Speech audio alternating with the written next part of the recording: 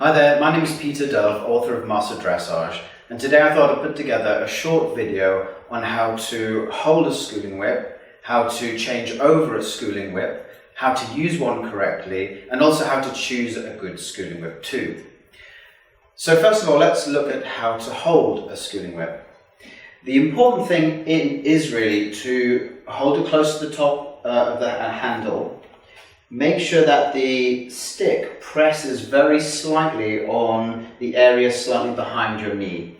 And then what you'll find is the stick end kind of ends up slightly behind your leg, your lower leg. The neat thing about getting the stick in the right place is, first of all, your hands are pretty much in the right place too. And you can see when it goes wrong with people when you see the stick doing this and pointing out behind. And often the riders straighten their arms and kind of jam their knuckles down. Also, if you see a stick sticking out sideways like this, it's because they've got knuckles up and hands down too. So really, the stick should just be just behind the knee, pointing down just where the foot is. Changing a schooling whip correctly is really important because we want to disturb the horse least possible. We want the changeover to be really smooth and not to upset the tempo, impulsion, energy of the horse in any way. Now, I often see riders with schooling whips doing what I call drawing a sword, and they take hold of the whip and they kind of do this kind of thing, and it comes over, and then they gather their reins back up and so on. The right way of changing a schooling whip is you put both reins into the hand with the whip. At the same time, you're kind of bringing the wrist up like this. You reach across, grab, it comes over, and you retake the reins. So again, so like this, and retake the reins. And you might have to push the stick down a little bit afterwards. But that's a sort of really quick way of changing the stick over from one side to the other, like so. Okay? So, using a schooling whip correctly, when you use a schooling whip correctly, you shouldn't have to take your hands off the rein.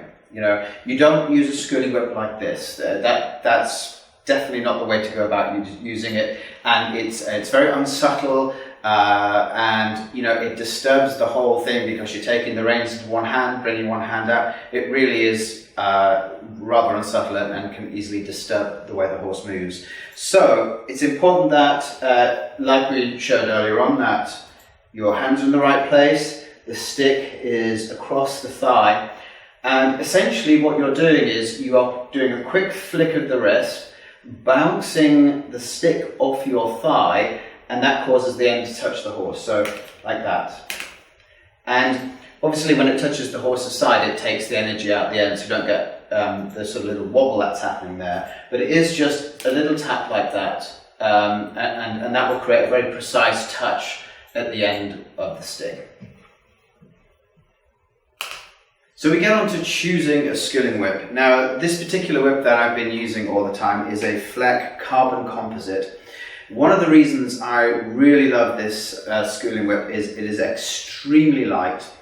It's very well balanced, and that it's a fairly firm stick as well. So there's no massive wobble on the end of it. Where you point it, it goes. So for instance, if I'm using it for groundwork and I'm doing some whip habituation and desensitization, I can point the stick exactly where I want it to go. It doesn't wobble or move around, or anything like that. The other great thing about doing groundwork with this is it's a completely carbon fiber shaft, and it's very smooth.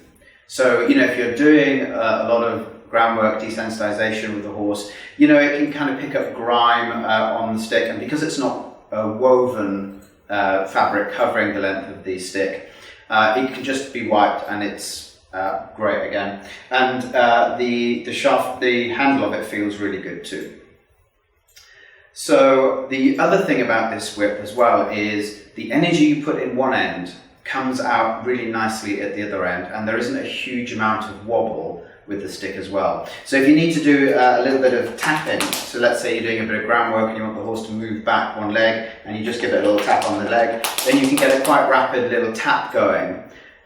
which, you know, with other sticks is really difficult. So I have an example here of a bad stick, and you'll see the difference in the kind of huge wobble this has. You know, if you're trying to kind of, you know, use it to tap with, it's really bendy, really wobbly, and, you know, you look at if you do a comparison of how much energy I'm having to put into the right hand, this stick here, as compared to the left one, you know, having to move an awful lot.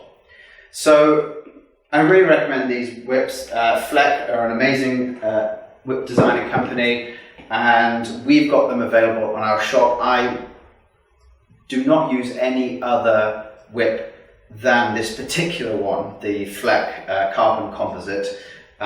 It's the best one I've ever used, and you know, I really recommend you go and grab yourself one from the shop. We've sold over 150 of these within the space of 2 days, and we've got another 100 coming in, I think 12th of December. So if you want to reserve yours, head on over to the shop. Thank you very much.